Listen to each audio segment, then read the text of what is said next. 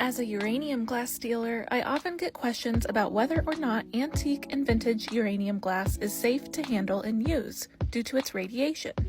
Glass-making companies used to use very small amounts of uranium to help achieve certain colors, like hues of yellow, yellow-green, and green in their glass until the 1940s, when it was regulated and reserved for military use only for the war, and not brought back into glass-making until 1958. One way to check to see if glass has uranium or not is by shining a 395 nanometer UV blacklight on it to see if it fluoresces or glows green in the light. I like to use this blacklight made by Gearlight.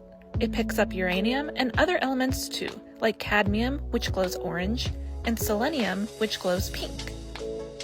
I also use this 365 nanometer spectrum blacklight by Darkbeam, which also picks up uranium. But it also recognizes manganese, which glows green too, and lead, which glows blue, and uranium that's in antique glazes on ceramics, which don't glow under the 395 nanometer blacklight.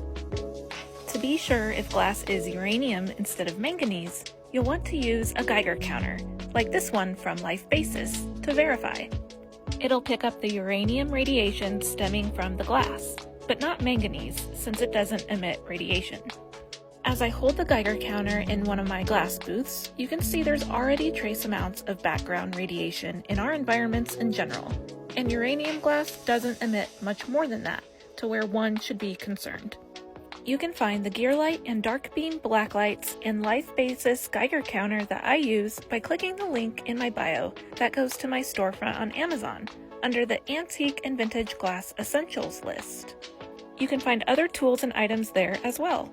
If you collect uranium glass, I'd love for you to come and make a trip and see my booth 843 at the Exit 76 Antique Mall in Edinburgh, Indiana.